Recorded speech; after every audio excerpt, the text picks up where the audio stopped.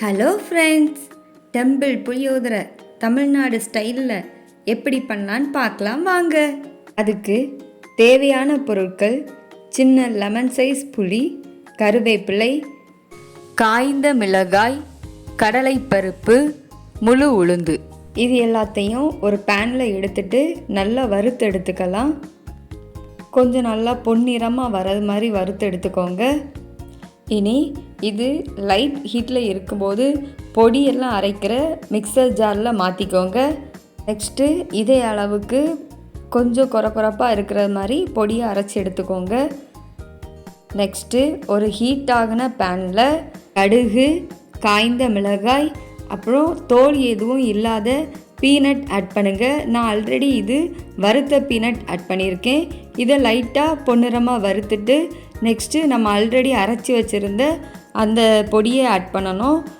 அது கூடவே கொஞ்சமாக கருவேப்பிலையும் போட்டு ஒரு 1 மினிட்டுக்கு வறுத்து எடுத்துக்கோங்க.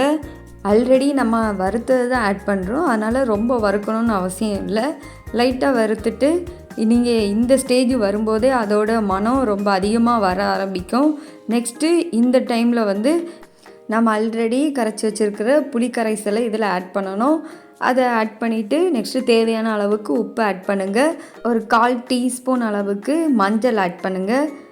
இது எல்லாத்தையும் ஆட் பண்ணிவிட்டு ஒரு 2 நிமிஷம் நல்லா வதக்குனீங்கன்னா இதுதான் கரெக்டான ஸ்டேஜ். இந்த ஸ்டேஜுக்கு வரும்போது நீங்கள் அடுப்பை ஆஃப் பண்ணிவிட்டு ஆற வச்சுக்கலாம். 2 டேஸ் ஸ்டோர் பண்ணி கூட இதை யூஸ் பண்ணிக்கலாம். நெக்ஸ்ட்டு ஆற வச்ச சாதம் ஆட் பண்ணுங்கள். நான் கொஞ்சம் ஹீட்டாக இருக்கும்போதே ஆட் பண்ணிவிட்டேன். நீங்கள் நல்லா ஆறின சாதத்தை ஆட் பண்ணுங்கள். ஆட் பண்ணிட்டு நல்லா மிக்ஸ் பண்ணிவிட்டு பார்த்தீங்கன்னா இதே மாதிரி டெம்பிளில் கிடைக்கிற புளியோதரை டேஸ்ட்டில் நமக்கு ரெடி ஆயிரும்.